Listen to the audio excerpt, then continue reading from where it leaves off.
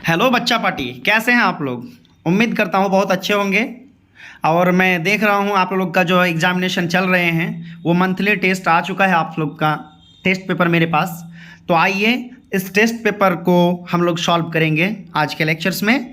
और सब कोई अपना अपना नोटबुक या फिर क्वेश्चंस पेपर है उसमें आप लोग टिक कर लीजिएगा जो सही आंसर होगा। तो क्वेश्चंस की ओर हम लोग मूव कर रहे हैं। सबसे फर्स्ट क्वेश्चन आप लोग देख लीजिए। सबसे फर्स्ट क्वेश्चन आपको पूछा है मानव मूत्र में यूरिया की प्रतिशत, यानी कि ह्यूमन का जो पेशाब होता है उसमें यूरिया कितना रहता है, वही क्वेश्चन की आपका। इसका आंसर क्या हो जाएगा? इसका आंसर हो जाएगा 2 हो जाएगा। इसका आंसर क्या हो जाएगा? ये 2 हो जाएगा। इसका सही आंसर हो जाएगा 2। नेक्स्ट क्वेश्चन क्या है कि रक्त का लाल रंग निम्नलिखित में किस प्रोटीन की उपस्थिति के कारण होता है?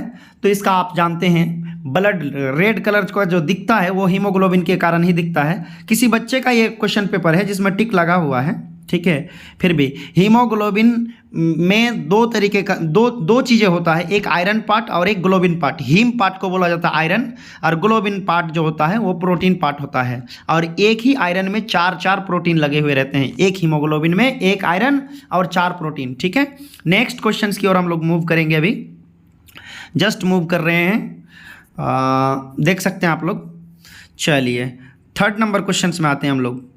थर्ड नंबर क्वेश्चन क्या किया है कि थायरॉक्सिन हार्मोन के संश्लेषण में किसका होना आवश्यक है? Which of the following is necessary in the synthesis of thyroxine hormone? जी हाँ, इसका आंसर है आयोडीन। सही, बहुत अच्छा किया है बच्चे ने, आयोडीन ही होगा सही इसका आंसर। चलिए नेक्स्ट क्वेश्चन से, मनुष्य, बिल्ली तथा चमगादड़ के अग्रपाद है, यानी कि ये सब अंग है।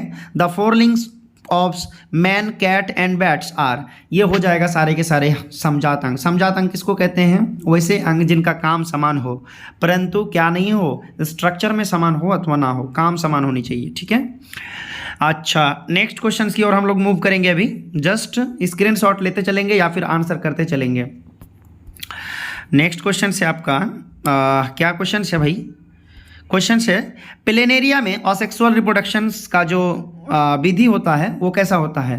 तो इसका आंसर जो हो जाएगा बेटा वो रीजनरेशन हो जाएगा। क्या हो जाएगा इसका आंसर? रीजनरेशन। ये गलत थोड़ा सा आंसर लगता है, मारा नहीं है या फिर ये कन्फ्यूजन है, रीजनरेशन हो जाएगा इसका। नेक्स्ट क्वेश्चन है जिंजर, अदरक। अदरक पूछा है, अदरक हम लोग खाते हैं, तो अदरक का कौन सा भाग खाते हैं हम लोग? हम लोग तना खाते हैं। हम लोग क्या खाते हैं? तना खाते हैं। तो वो क्या है? मिट्टी के अंदर एक मॉडिफाइड स्टीम है। तो इसका सही आंसर, बिल्कुल सही जवाब है इसका, ए आंसर कर दिया, ठीक है। आइए नेक्स्ट क्वेश्चन की ओर हम लोग मूव करते हैं।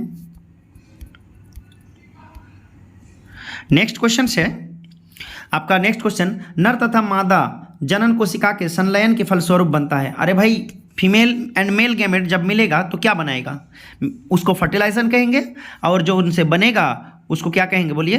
उनको कहेंगे आपको जायगोट कहेंगे। उनको क्या कहेंगे? उनको जायगोट कहेंगे।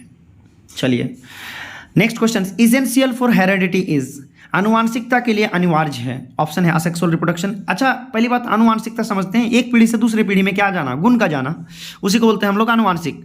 तो एक पीढ़ी से दूसरी पीढ़ी में कब जाएगा? जब 2 पेरेंट होगा तभी, ठीक है। तो इसका आंसर क्या हो जाएगा? 2 पेरेंट किस में होता है? Asexual reproduction, sexual reproduction, regeneration, vegetative.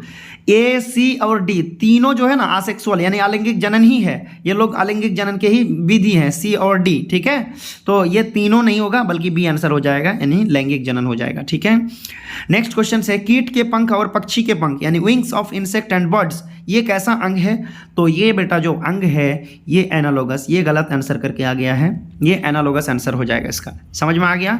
Analogous इसका आंसर हो जाएगा। नेक्स्ट क्वेश्चन की ओर हम लोग मूव कर रहे हैं। क्वेश्चन है, क्या क्वेश्चन है? विकासीय दृष्टि से हमारी समानता किससे अधिक है? अरे भाई, हम लोग किससे ज़्यादा मिलते हैं?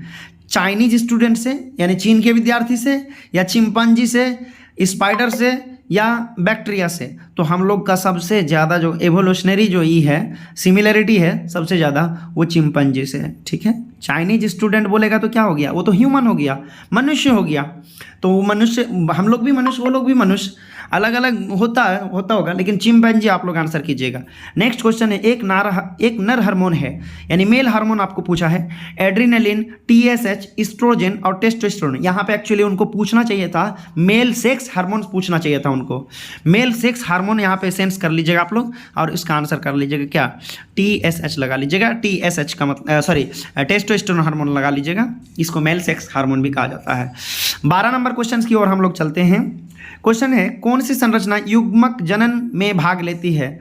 भाई which structure take part in gametogenesis? Gametogenesis में कौन कौन से पार्ट भाग लेते हैं? गैमेटोजेनेसिस में मेल गैमेट भाग लेते हैं और फीमेल गैमेट भाग लेते हैं, ये दोनों ही पार्ट भाग लेते हैं। मेल गैमेट का फॉर्मेशन होना स्पर्मेटोजेनेसिस, और फीमेल गैमेट का फॉर्मेशन होना या निर्माण होना क्या कहलाता है, oogenesis। तो इसका आंसर सही हो जाएगा क्या, सी नंबर हो जाएगा इसका। नेक्स्ट क्वेश्चन की ओर मूव कर रहे हैं। क्या क्वेश्चंस है? क्वेश्चंस कहा है इन्होंने कि मनुष्य के शुक्राणु में गुणसूत्र की संख्या, स्पर्म में बोला है। स्पर्म आप जानते हैं स्पर्म क्या होता है, हैप्लॉइड होता है, एन होता है, और एन का वैल्यू जो होगा क्या हो जाएगा, 23 हो जाएगा। क्या हो जाएगा, 23 हो जाएगा। नेक्स्ट क्वेश्चन है, the unit of sexual reproduction is, sexual reproduction का या लैंगिक जनन का इकाई जो होता है वो कौन सा है, वो है आपका युग्मक हो जाएगा। ये क्या हो जाएगा, युग्मक हो जाएगा, ठीक है, ये सही आंसर हो जाएगा, युग्मक हो जाएगा इसका नंबर, यानी सी नंबर 14 नंबर का सी आंसर हो जाएगा। ये गलत आंसर मार के आ गई है। नेक्स्ट क्वेश्चन है, gamete transfer can be, gamete किसके द्वारा ट्रांसफर हो सकता है? तो भाई वाइंड के द्वारा, बिल्कुल सही जवाब। वाटर के द्वारा, ये भी सही होगा। पक्षी के द्वारा, तितली के द्वारा, कीट के द्वारा, ये सभी द्वारा जो है गैमेट ट्रांसफर हो सकता है। इसका आंसर आप लोग क्या कर लीजिएगा, सी कर लीजिएगा, बोथ, ठीक है। नेक्स्ट क्वेश्चन कहा है कि शुक्राणु के किस भाग में माइटोकॉन्ड्रिया पाया जाता है? मैंने आपको आज के ही लेक्चर में आपको मैंने माइटोकॉन्ड्रिया पढ़ाया था, जाके आप बायो टू बायो चैनल में देख सकते हैं, लेक्चर नंबर 14 में, कि उसका आखिरी क्वेश्चन माइटोकॉन्ड्रिया से ही रिलेटेड पूछा गया था। तो माइटोकॉन्ड्रिया जो होता है स्पर्म के मिडिल पार्ट में पाया जाता है। ऑप्शन दिया हुआ हेड में, नेक में, टेल में, इनमें से कोई नहीं। तो इनमें से कोई नहीं आंसर हो जाएगा, चूंकि वो मिडिल पार्ट में पाया जाता है, मिडिल पीस में पाया जाता है। इसका आंसर क्या हो जाएगा, सी नंबर हो जाएगा इसका आंसर, ठीक है। नॉन ऑफ दिस, अगर मिडिल पार्ट होता तो आंसर हो जाता उसमें। इनमें से कुछ किसी में भी माइटोकॉन्ड्रिया नहीं पाया जाता, mitochondria only one middle piece में पाया जाता है स्पर्म का। नेक्स्ट क्वेश्चन है, किनके द्वारा जनसंख्या पर निबंध प्रकाशित हुआ था? AC on population was published by, ये था आपका मेल्थस। क्या था नाम उसका, मेल्थस ने एजी लिखा था, ठीक है। नेक्स्ट क्वेश्चन है, गुणसूत्रों की संख्या किसके कारण बढ़ या घट सकती है? भाई हम लोगों में जो क्रोमोसोम होता है कितना होता है, 23 जोड़ी जो होता है या 46, तो कभी कभी ये घट जाता है, 45 भी हो सकता है और 47 भी हो सकता है, ठीक है। तो ये घटना और बढ़ना किसके कारण होता है? तो ये नन डिसजंक्शन की वजह से होता है। किसकी वजह से? नन डिसजंक्शन की वजह से। ऑप्शन दिया हुआ म्यूटेशन से क्या हो सकता है, क्रोमोसोम का क्वालिटी खराब हो सकता है। जेनेटिक रेप्लिकेशन से भी क्या हो सकता है, क्वालिटी खराब हो सकता है। लेकिन नॉन डिसजंक्शन से क्या हो जाएगा, क्रोमोसोम का क्वांटिटी में क्या हो जाएगा, इफेक्ट हो जाएगा। यानी कि 18 नंबर का आप लोग सी आंसर कर लीजिएगा। नेक्स्ट क्वेश्चन आपका, चलो भाई नेक्स्ट क्वेश्चन देख लेते हैं। बोल रहा है स्ट्रॉन्ग म्यूटाजीन का मतलब आप जान लीजिए कि वो मतलब हानिकारक चीज़ें जो हमारे क्या करते हैं, डीएनए को इफेक्ट करते हैं। तो एक्सरे, अगर हम लोगों में एक्सरे पड़ जाए तो हम लोग का क्या हो सकता है, डीएनए में गड़बड़ी हो सकता है, ठीक है। ये डीएनए में गड़बड़ी कर सकता है। तो यही एक स्ट्रॉन्ग म्यूटाजीन है, एक्सरे गिराने से हमारे शरीर में डीएनए की क्वालिटी खराब हो सकता है, ठीक है। नेक्स्ट क्वेश्चन 20 नंबर का, आनुवांशिक के जनक, ये तो आपका 10th का लेवल है। फादर ऑफ जेनेटिक्स कौन था? मेंडल था। ये क्या था? फादर ऑफ जेनेटिक्स मेंडल था। हीगो डी ब्राइज क्या था? हीगो डी ब्राइज म्यूटेशन देने वाला था। क्या था? ये म्यूटेशन का ये है फादर है। म्यूटेशन का फादर अगर पूछे तो डी ब्राइज आंसर करना। जेनेटिक्स का फादर पूछा है मेंडल कीजिएगा। 20 नंबर का बी आंसर हो जाएगा। 21 का मोनोहाइब्रिड का क्या पूछा है? जीनोटाइपिक। अच्छा, जीनोटाइपिक बहुत बढ़िया से आप लोग को आता है, मैट्रिक लेवल का क्वेश्चन है ये भी। 1:2:1 हो जाएगा इसका आंसर। क्या हो जाएगा? 1:2:1। हाँ, अगर इस जीनोटाइप की जगह फिनोटाइप अगर पूछ देता तो आपका आंसर हो सकता था 3:1, यानी ए नंबर हो सकता था। फिनोटाइप अगर पूछता तो 3:1 हो जाता। चलिए नेक्स्ट क्वेश्चन 20 नंबर क्वेश्चन की ओर हम लोग बढ़ रहे हैं। 22 क्वेश्चंस में आपका पूछा है कि विकास वक्र सामान्यता होता है, ग्रोथ कर्व इज नॉर्मली। ये सिग्मॉइड होता है बेटा। सिग्मॉइड का मतलब होता है एस शेप का होता है। क्या होता है? एस शेप का सिग्मॉइड होता है ये, ठीक है। अच्छा, द सेक्सुअली ट्रांसमिटेड डिजीज यानी वो बीमारी जो सेक्स की वजह से होता है या सेक्स करने के कारण होता है, उसी बीमारी को सेक्सुअली ट्रांसमिटेड डिजीज या यौन संचरित रोग कहा जाता है। और पूछा है कि कौन सा बीमारी जो है ना सेक्स के कारण होता है। ऑप्शन है syphilis, hepatitis B, genital herpes और डी नंबर का है इनमें से सभी का सभी आंसर हो जाएगा। क्या हो जाएगा? ये सारे के सारे बीमारी सेक्स करने के दौरान फैल जाता है। नेक्स्ट क्वेश्चन 24 का, एक बीज पत्र में कलम लगाना असंभव है क्योंकि उनमें क्या कमी होता है? तो बेटा उसमें पैरेनकाइमा जो है ना नहीं होता है। फ्लोएम पैरेनकाइमा एक्चुअली ऑप्शन देना चाहिए था उनको। मोनोकोट सीड उसको कहा जाता है, वैसे सीड जिसको आप 2 टुकड़ों में नहीं बांट सकते, जैसे गेहूं का बीज, जैसे मक्का का बीज। लेकिन डाइकोट जिसको आप 2 टुकड़ों में बांट सकते हैं, जैसे चना को भिगा दीजिएगा तो आराम से सुबह में आप 2 उसको टुकड़ों में बगैर हथियार का आप उसको क्या कर सकते हैं, आधा आधा कर सकते हैं। तो उम्मीद करता हूँ समझ गए होंगे। 20 नंबर का आप लोग 24 का आप लोग सी लगा लीजिएगा। ठीक, नेक्स्ट क्वेश्चन की ओर हम लोग मूव कर रहे हैं। 25 का बोला parthenogenesis is common in. Parthenogenesis का मतलब, पार्थिनोजेनेसिस क्या है? आलैंगिक जनन का एक प्रकार है जिसमें बिना निषेचन किए ही किसी जीव का निर्माण होता है। अब यहाँ पे फल पूछ लिया है, यहाँ पार्थिनोकार्पिक पूछ देता, खैर जाने दीजिए। पार्थिनोजेनेसिस पूछा है तो ये हो जाता है आपका ग्रेप्स में। क्या किस में हो जाता है? ग्रेप्स में। और आपका अगर बनाना भी होता तो बनाना भी आंसर हो जाता। क्या हो जाता है? ग्रेप्स के जगह अगर बनाना यानी केला समझते हैं आप लोग ना? चलिए केला समझते होंगे। बनाना, ठीक है, बनाना लिख लीजिएगा आप, मैं यहाँ पे लिख नहीं रहा हूँ, ठीक है। उसके बाद नेक्स्ट क्वेश्चन 26 का क्वेश्चन है पॉलीइम्ब्रायोनी अकर्स। पॉलीइम्ब्रायोनी किसको कहा जाता है? यानी एक बीज के अंदर एक बीज लगाया और उसमें बहुत सारा बीज बन गया। जैसे नींबू को काटिएगा ना तो उसके अंदर बहुत सारा बीज मिल जाएगा, इसको साइट्रस कहा जाता है उसको, ठीक है। और भी इनके अलावा बहुत सारे ऐसे फल है जैसे तरबूज, खरबूजा, उसके अंदर बहुत सारा बीज मिलता है। तो इसका आंसर सही हो जाएगा, आपका बी नंबर आंसर हो जाएगा। 27 देख लेते हैं हम लोग। प्रति भ्रूण कोश में एक से अधिक भ्रूण पाए जाने को क्या कहा जाता है? More than one embryo per embryo sac is found, it is called. अगर एक embryo, more than one embryo, अगर एक ही इम्ब्रायो सेक में बहुत सारा इम्ब्रायो पाया जाता है तो उसको क्या बोला जाता है?